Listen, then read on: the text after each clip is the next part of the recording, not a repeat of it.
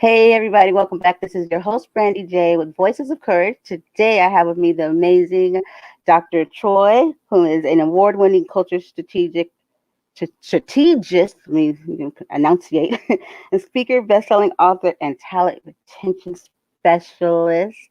Hello, Dr. Troy. How are you today? I'm fine, Granny J. How are you?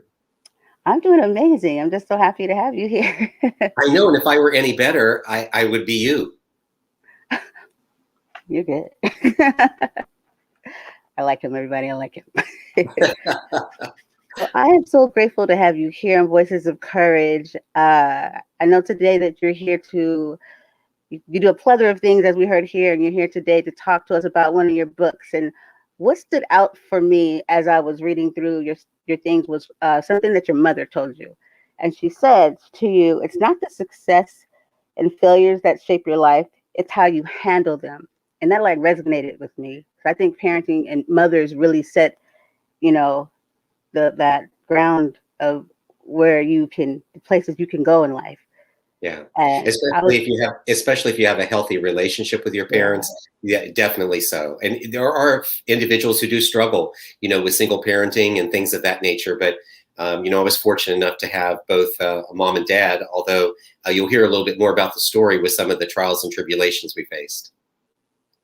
cool, awesome. So that with you, she sounded very wise, and that statement there is that the one, or like, could that is that the one that kind of sets you in your path of where you are now? Well, what really started probably more than anything is at the beginning of, so I'll give you a little bit of a background at the beginning of the story. So the book we're going to talk about today is called FANNY Rules, A Mother's Leadership Lessons That Never Grow Old. And this book is a tribute to my mom's leadership that she passed along to me. And it's a compliment to the first book that I launched, which was Cohesion Culture, Proven Principles to Retain Your Top Talent. And so as a talent retention strategist, what I do is I work with companies, and I work as an executive coach, and I work around the areas of leadership, culture, strategy, and change. So FANNY Rules was really a perfect complement to the cohesion culture, because in there I deal with leadership, and that's really what mom provided as a base of leadership. And so before I tell the story, I want to make sure everyone knows I had a great relationship with my dad as well. So I had a good family unit. My mom was the nurturer and the caregiver. My dad was the protector and provider. And those were the roles that they chose. And realistically, being married in the early 40s, you can imagine that was the standard roles that they would accept. But they chose those roles, and they continued to have those roles up until the time they passed away. So, if with your permission, I'll just give you a little background as to how my story with Fanny started. Yes, most definitely. Go right ahead. Okay, good. So when I was 12 years old, my mom was diagnosed with breast cancer. We lived in a small rural town in West Virginia where there was limited economic opportunities. We had almost no educational facilities close by. The sixth grade actually closed, so we had 1 through 6th grade elementary, and it closed, and everyone was then bused to a 45-minute to an hour away for schooling. We were 30 to 45 minutes from any type of hospital or medical facility. So you can imagine, and especially 50 some years ago, when someone was diagnosed with cancer, the immediate prognosis is they're going to die. And so that's what we really thought. So I kind of felt that mom was going to die. But that's not the choice mom made. Mom said that she's going to continue to live life as long as she can. She said, up until the time I heard about what the doctor was telling me, I had planned to live. She said, so I am going to continue to live. I'll do everything I can. I'll do that until the good Lord takes me away. So that she decided to hold off and have her operation during that summer between my school year. And it's because I was going to be the primary caregiver for her. So during that summer, after her operation, I nurtured her back to health. And my responsibility was to be there and take care of her. I did all the cooking, the cleaning, I wrote checks. She taught me how to do all of that as she was preparing for the operation. I knew how to get up in the morning at 6 a.m. and make sure that Dad had his breakfast at 6:30. His lunch was packed, and he was ready to leave the house at 7 o'clock. And it was just the process that we kind of went through. But when mom made that choice to live, one of the lessons that she taught me was that that my character would be defined by choices, not circumstance. She said we were poor by circumstance, not by choice. She had cancer by circumstance, not by choice. So by choosing to live each and every day, then you would be putting yourself into a mental mindset that as a leader, that's what you want to do, because then you bring life to the things around you. As a direct result, I have a great positive attitude about life, and I have a lot of little lessons that I think would be important that she has shared with me that I wanted to provide to the world. Well, as Mom survived that summer, she still had her trials and tribulations through the course of their marriage, and it was more medical. And toward the end of her life, she was diagnosed with dementia. And as a result of that, Alzheimer's took her memories, and Alzheimer's eventually took her away from us. So in the book, FANNY Rules, I share 31 teachable moments wrapped around 9 rules for really being a good leader that Mom provided to me. And my proceeds of the book will benefit the Alzheimer's Association. So it's really awesome that I get to talk about this book, which happens to be not only my mom as the star of the book, but also because the benefits of what's happening is going to benefit the Alzheimer's Association. And so it's really my privilege to be able to offer those stories to a whole new generation of leaders who can use them from the backyard to the boardroom. And some of these folks, they just need a little Fanny of their own. That's awesome. You know, I was trying so hard not to tear up because it just made me think of, like, you know, just stuff. But thank you for sharing that. You said something very important that I actually had written down earlier that stood out. And it was mindset. You know, 'cause mindset, you would say that's very important to have a great mindset to be able to be successful at anything, wouldn't you say? Yes, absolutely. The individual leader's mindset begins the whole process. So it's kind of like Mom would tell me, like, well, what you put in is what's going to come out. Mm-hmm. So be careful what you're putting in. Be careful who you're associating with. Be careful of all of those items. Make good choices, because those choices are going to show up in your actions and your behaviors. And so the quote that you mentioned in the beginning about successes and failures came a little bit later in life. You know, Mom always had this drive for me. She said, you know, you're going to be successful. I mean, just think about it. I have a PhD in global leadership and entrepreneurship. I have had a chance to travel. I've seen 45 of our US states. I've traveled to over 60 countries and set foot in 6 continents. The reality is that is almost unthinkable for an individual coming from the economic and the educational background that surrounded my parents and surrounded the area and the small town in which we lived. But it's because Mom said that I could be anything I wanted to be. She said, just be the very best at it. She said, if you want to be a janitor, she said, you just go ahead and be the janitor. Mr. Jenkins is the janitor and he does a great job. She says, but what I want to tell you is that if you choose to do that, I'm coming to where you work and I'm going to check the corners of the rooms. Because, young man, she said, that's where you need to clean. Anybody can sweep in the middle of the floor. So those are the life lessons. And so at one other point in my life, I was actually told that I would never be a writer, that I didn't have the ability to do that. And, you know, those are hurtful things that people are told in their life, that instead of encouraging them to do it or helping them figure out a way to do it, they tend to put them down and to say, well, you don't have the talent for that. But Mom really believed you could have whatever talent you wanted. You just needed to exercise it. You needed to figure it out, and you could put it forward and make it work.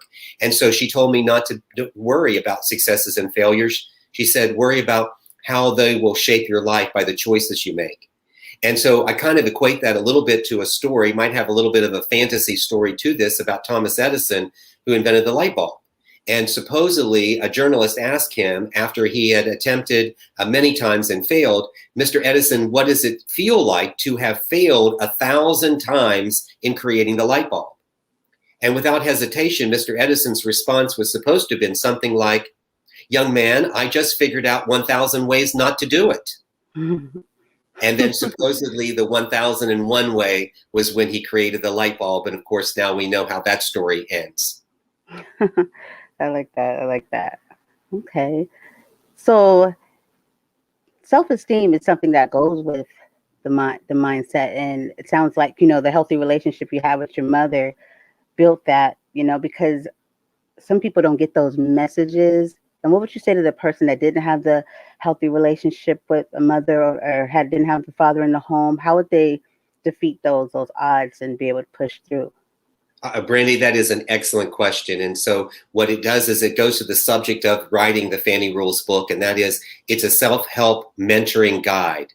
So that book can help individuals who may not have had that great positive influence with their parents, but they can have so with a mentor. In some families, the grandparents serve as mentors. They serve as substitutes for the parents. I've seen aunts and uncles serve that same process. And I've also seen older siblings actually fill in that role and responsibility. So there's a number of options and choices. And even if you did have a healthy relationship with your mom and dad, getting an outside perspective from another individual who is successful, someone you trust, like, in a mentoring relationship, that's an excellent way for you to go about exercising your mind as far as thinking about different things, getting somebody else's point of view, and really working through a number of these issues that sometimes you would really hope that the parents would be able to provide. But when not, it's great to be supported on the outside as well by a mentor. Okay. So how important would you say that being allowing yourself to take outside information? Because I find no matter where we go in life or where we're trying to get to, if you're not willing to just take in extra information versus like, oh, I got this, I know what I'm doing, how important is that to actually be, I guess, would be to be teachable? Absolutely. And I'm so glad you said the word teachable, because in the Cohesion Culture book, and also referenced in Fanny Rules, I put forth 7 attributes of an effective leader. And the first one is teachability. You have to be teachable. If you aren't teachable, your mind isn't ready to experience new things or to receive information from other people. You can sometimes become so positioned and so stubborn in your viewpoint that you don't really get what anybody else says. It's almost like if what they were saying to you was water, you're like a rock and it just runs off of you. And so the opportunity is for you to really open up your mind and to be more accepting. I think some confusion that people have is they sometimes believe that understanding another person's point of views or accepting their point of view means agreement. And it really doesn't. It just means I understand and accept it. And to give you a really good example of that, leaders today need to make sure that they move from this position of cultural superiority to being more culturally relative. And what that means is that when you're cultural superior, it's that you believe that the way you were raised, all of your norms, traditions, and rituals are perfect, they're right, and you judge everyone else based on that understanding. But if you're culturally relative, then it means that you will begin to understand the context, the perspective, the perception of those individuals who are raised in a different culture, who have different experiences. And sometimes even people in the same culture can come out with different viewpoints. So it's an opportunity to really break down that barrier that says, I have to judge everything by my standard, and anybody who doesn't meet up to it is insignificant or is subordinate.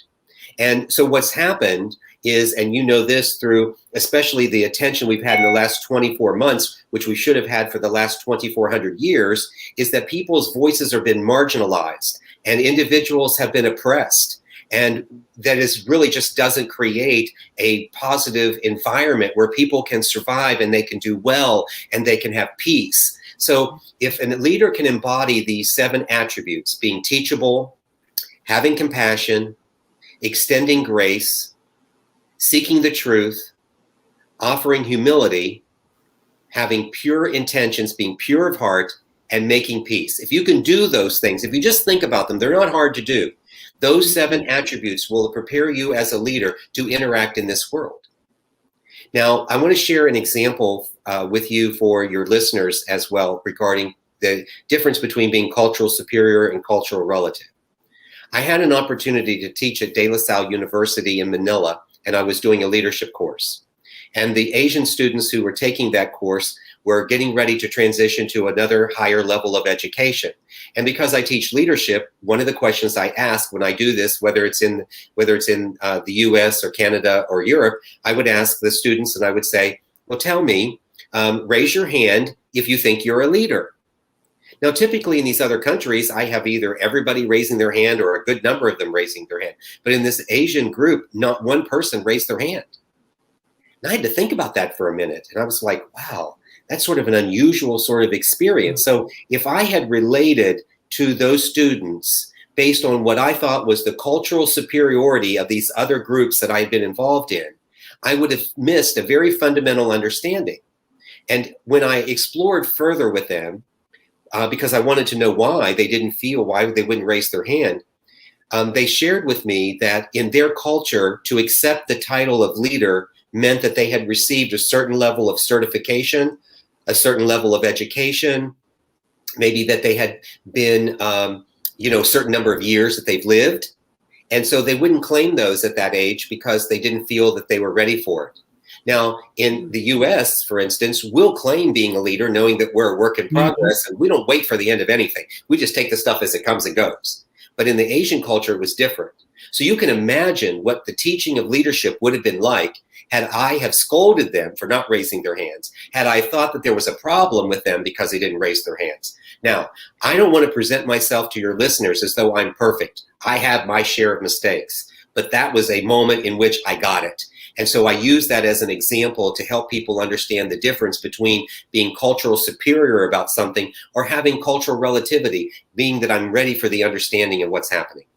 Yeah, I love that. I love that example. And it registers so much and makes me think of a plethora of things. You can kind of apply it to, say, for instance, like there's this, even now, it's very strong, this thing with racism, like with Black and then white people, and then Black people feeling dismissed, or they're like, oh, when you hear a story or you're voicing something that's that you are dealing with, and I'm seeing that maybe that's the disconnect, is the superiority instead of the more of the understanding and trying to listen and hear. I always tell people, put yourself in someone else's shoes and just try it on for size, but vice versa. You know what I mean? Oh, and try to understand where both are coming from.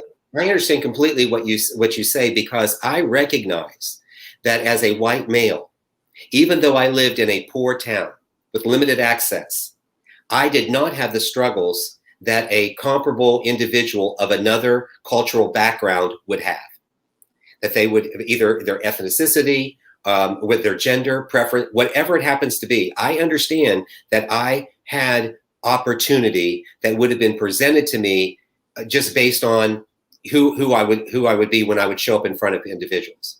So the opportunity is to make sure that we understand, and since you brought this up, is that I speak very strongly about this. The diversity, equity, and inclusion conversation is everyone's conversation. It's not just for people of color or people of a different gender preference or whatever that distinction is. It's not just up to them to lead the conversation and lead the fight. It's up to all of us. Yeah. And that's part of why in a cohesion culture, I talk about belonging, value, and shared mutual commitment. So when I help organizations create cohesion cultures, I'm helping them build diversity, equity, and inclusion, because I believe that people need to be invited, respected, and included. And until that happens, until we decide that we're going to do that, then we're going to constantly be fighting this battle of disconnect that will happen. And what we have to do is sometimes listen to the story. And even though individuals may not want to hear the story, may not want to hear the plight of the individual, I definitely remind folks of this. You cannot serve the many until you serve the one. That means you, the leader, have to be right. That's the first thing. You've got to make sure you're right. You can't lead a bunch of people if you're not right. So you've got to work on yourself and make sure that you are presenting yourself in the right way. Those are some of the lessons my mom taught me. The other part of that then says, not only that, but when I lead people, I am leading hims and hers, not thems. So my conversations cannot just be to people as a complete group and lump everybody into one category. I need to understand that I will lead a group with conversations and directions and information, but I must also lead the one. So I have to really focus on the individual needs of the people individually. That translates to the third aspect, which says that until I see the humanness of the one, I will not be able to understand the plight of the many. And I will not be able to make a difference in what I do because I have been ignorant to the individual. And just like my grandma, who told stories 100 times over, I was the kid who listened 100 times over. I didn't care if grandma told me those stories 100 times. For people who've been marginalized or oppressed, I'll hear their stories 100 or 1,000 times, how many ever times they want to tell me. Because what I understand is that we need to get that out. We need to take what has been suppressed for so long and actually let it out and really do something about it, as opposed to just talking about it, actually doing something.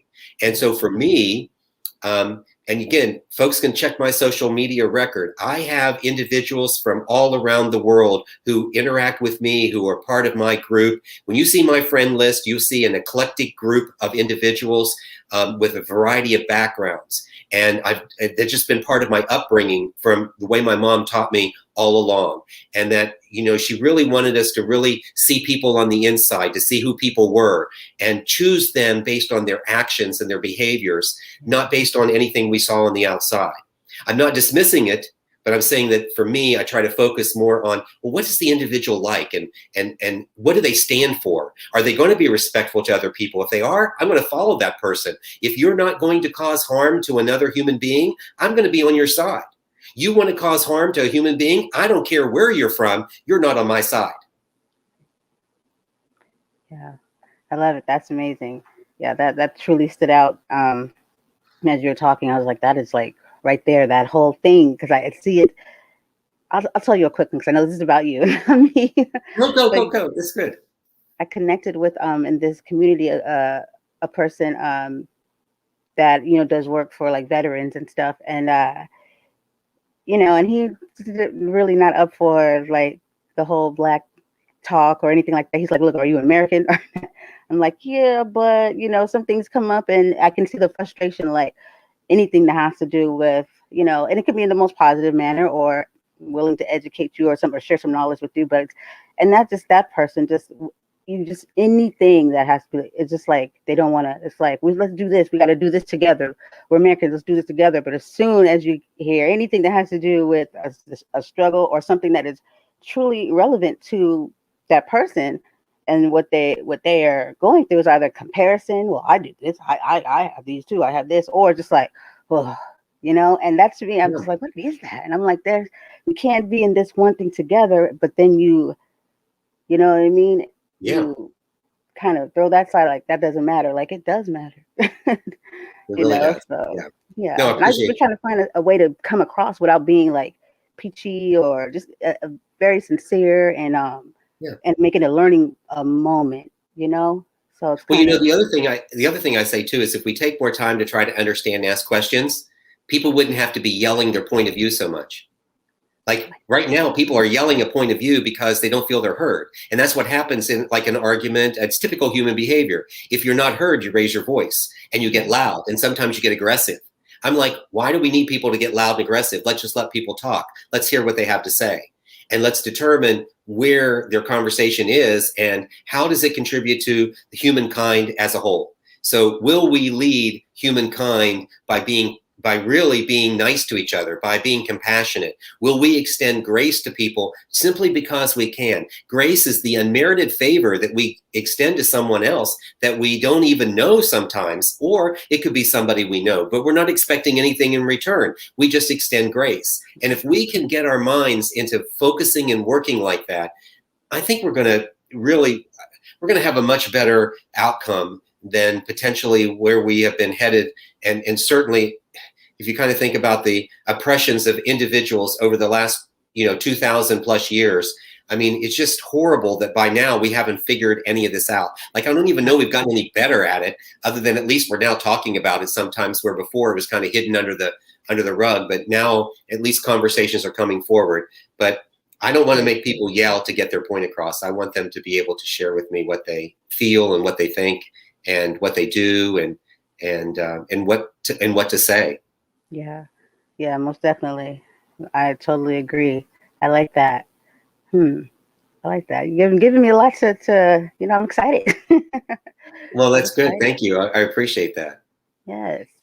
So that being said, like, we all have, our obstacles and our great moments and everything. What would you say would be your hugest struggle, and what would be, you would say, one of your greatest moments that you hold dear to you? Well, it may be hard to find a single moment that I hold dear, but some of the struggles, of course, that I have along the way is like most folks, and that is, this strong desire to be liked, right? Being likable. So I talk about it and say, being liked is overrated. The idea about making people happy. So I have this little message to folks. I say, look, your job isn't to make everybody around you happy. But your job or the role you should take on is to make sure you're not the reason they're unhappy. You don't want them to be the reason that they're unhappy. So if you can take on that role, then that'll be great. You can do that. So it's really about your focus of where you are. So likability. The other thing is, and I can easily work with leaders on this to help them because I've been there, and that is I try to do everything myself. I think I'm a leader. I'm supposed to know everything. So people expect me to be, and when I say I'm an expert, that's A-N. I'm not the expert. The expert means nobody else can come and stand beside me. But as an expert, then others can stand beside me and I can learn from them, and they hopefully with an open mind can learn from me. So those are some of the struggles that I've had. The struggle of not being good enough. I mean, who doesn't struggle with that one? Or sometimes when you rise to levels of success, like for me, you get that imposter syndrome where you don't think you're good. You don't think you deserve it. You don't think you're right for it. Like you really feel like you're not authentic or genuine. And I don't even know that crazy conversation because I don't have that one for too long.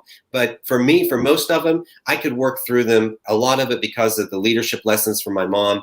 I had a friend one time tell me, she said, Troy, she said, you know what? She said, your life, she says, and how you feel about your life and how your life will go will not be measured by how many times you get on it, but how quickly you get off it. And that was really a great way to think about it, because as we talk about things that we don't like about ourselves, or we talk about biases and judgments, the real, I think, trick in all of it is that it's not about suppressing it.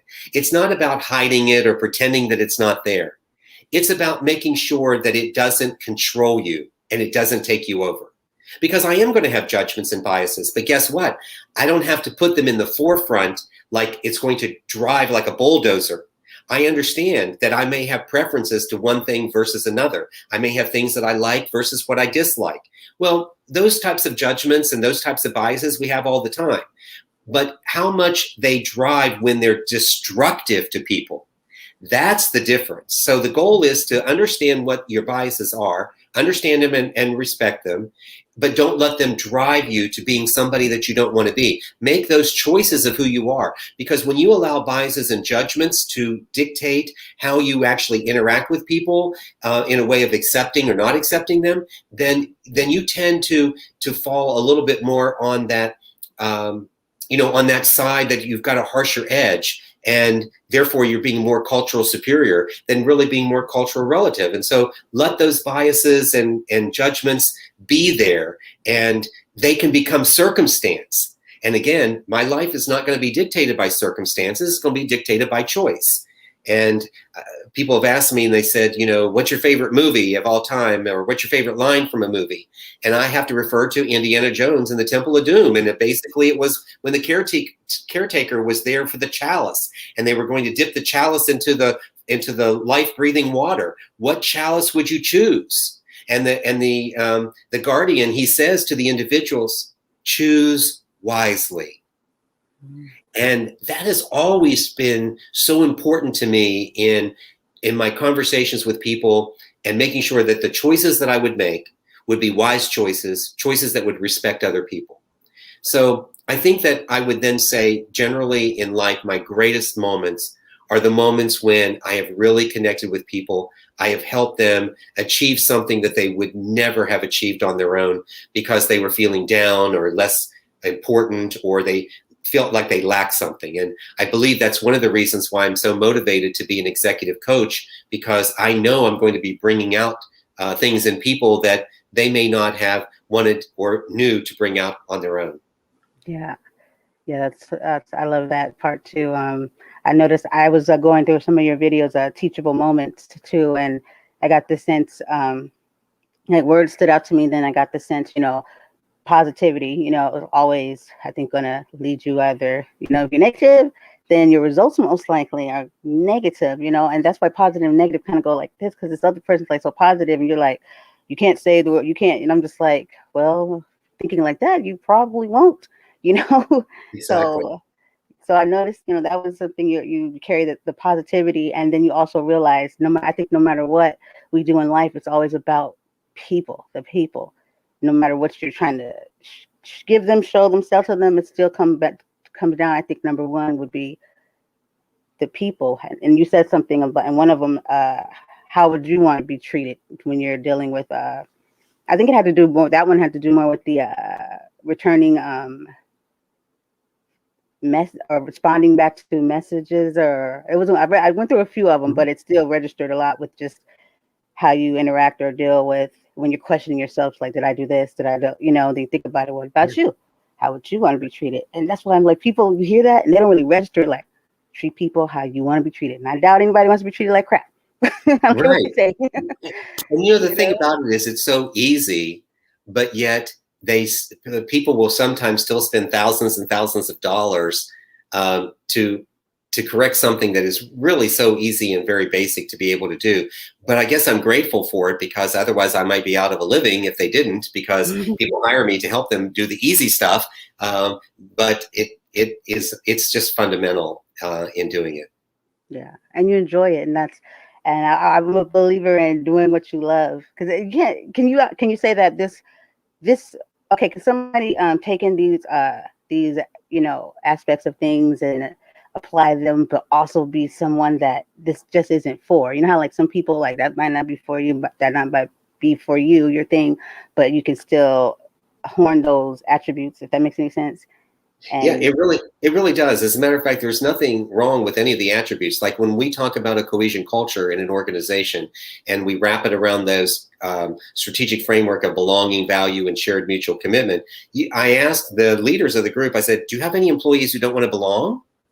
Do you have any employees who don't want to feel valued? And do you want your teams to have shared mutual commitments? Because if you do want those things, and if those individuals want those things, then it's good. There isn't anything bad about any of that. If anything, what I have learned is that in cultures, all cultures, Simon Sinek says this. He says the need to belong is not rational. He says, but it exists in all cultures. And he's correct. All the places I've seen, individuals want to belong, they want to be a part. Sometimes they strive. Sometimes they make silly decisions based on wanting to belong, but they have this innate need to belong and be a part of something. But where we have our disconnect is when we start intermixing those cultural and we start seeing interracial, intercultural connections, then we see where that sense of belonging goes to a whole new place.